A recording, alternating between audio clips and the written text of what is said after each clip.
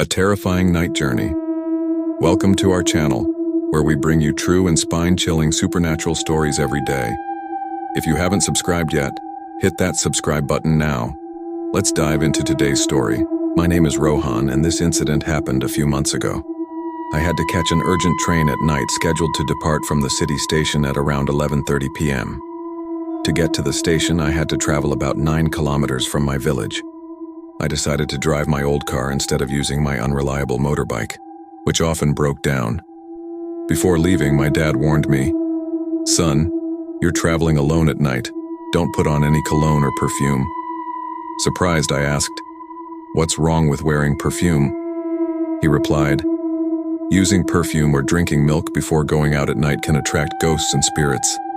That's why our elders always advised against it." I didn't believe in ghosts, so I said, "Dad, you rest. I'll be fine. I live in a small village, and the city is quite a distance away. I usually avoid traveling to the city at night, but this time, I had no choice because of the train." Once my dad went to his room, I quietly grabbed a bottle of cologne and sprayed it on myself. I thought, I'm going to the city. I should look and smell good. I didn't take old superstitions seriously. After applying the cologne, I grabbed my car keys and headed out. As I left, I called out, "Dad, lock the door." He was standing at the door, probably catching a whiff of the cologne, but I quickly started the car and drove off. I drove slowly, as I had plenty of time. The journey to the station usually took about 40 minutes. After leaving the village, I reached a desolate road. This stretch was eerily quiet at night. Villagers often told tales of ghosts roaming this area, but I had driven through it several times during the day and never experienced anything strange. Since I didn't believe in such things, I turned on the car radio and started humming along to a song. Suddenly, one of my car tires got punctured. This wasn't unusual, as my old car often gave me trouble. I pulled over to the side and started checking the tire. As I was inspecting it, I felt like someone passed by me. I quickly turned around, but no one was there. Moments later, I heard the distant howls of jackals, which made my heart race. My dad's warning about the cologne popped into my mind, along with the village stories about this haunted road. I hurriedly fixed the tire, got back in the car, and sped off. I thought I heard someone calling from behind, but I didn't look back and kept driving. The jackal howls continued, but the noise of the car engine drowned them out. I convinced myself it was just my imagination. Finally, I crossed the eerie road and reached the city. I went straight to the railway station, where the train was about to arrive. A friend of mine lived near the station, so I parked my car outside his house and rushed to the platform. The station was completely deserted, with only a few minutes left for the train's arrival. As I sat on the platform, I felt a breeze, as if someone brushed past my shoulder. I turned around, but no one was there. It felt odd.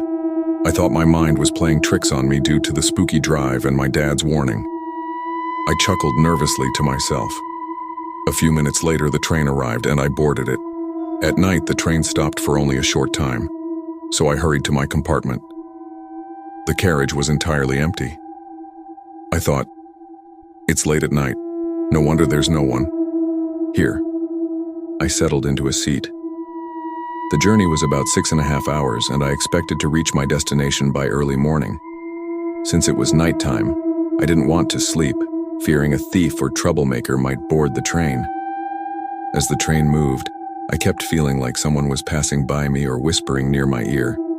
I looked around, but no one was there. I started to get scared, wondering if something supernatural was nearby. My dad's words kept echoing in my head.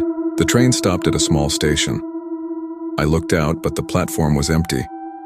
I assumed the train would leave quickly. As it started moving, a girl boarded my carriage and sat across from me. It was quite dark, so I couldn't see her clearly, but I noticed her long braid, which reached her knees, and the strong scent of her perfume. As the train moved, she got up and sat right next to me. I wondered why she'd sit so close when the carriage was empty. Was she up to something? My mind raced with uneasy thoughts. When the train stopped at the next station and the lights came on, I saw her face. She was breathtakingly beautiful, unlike anyone I'd ever seen. Her clothes sparkled and her long braid rested neatly on her knees. I was stunned. I asked, "Where are you headed?" She replied, "To the next station." I asked, "Why are you traveling alone?" She said, "I was supposed to go with my sister, but she suddenly fell ill and this trip is urgent, so I'm going alone." We started chatting.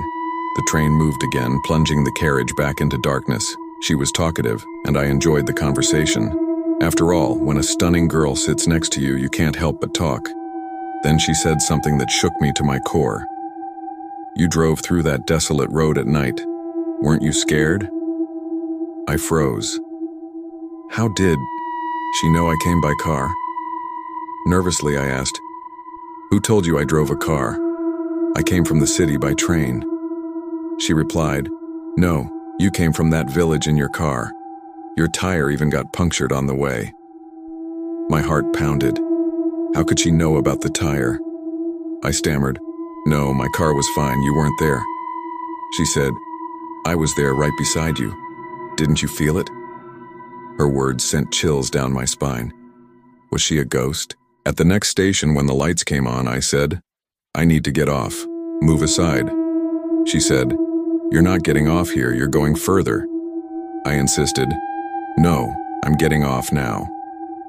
She stood up to let me pass. As I moved past her, I glanced at her feet. They were turned backward, not forward. I remembered that only witches have backward feet. She reached out, saying, "Stay, let's talk more." Her laughter was eerie, like a wild animal's echoing through the carriage. I was terrified. The rear door of the carriage was open, but she was blocking the way with her arm. I tried to push her arm aside, but it was impossibly strong, like stone, despite her frail appearance. In a panic, I decided to duck under her arm. As I did, she grabbed my jacket. She held on so tightly that I couldn't move. I struggled with all my strength, and finally my jacket tore. I bolted out of the carriage.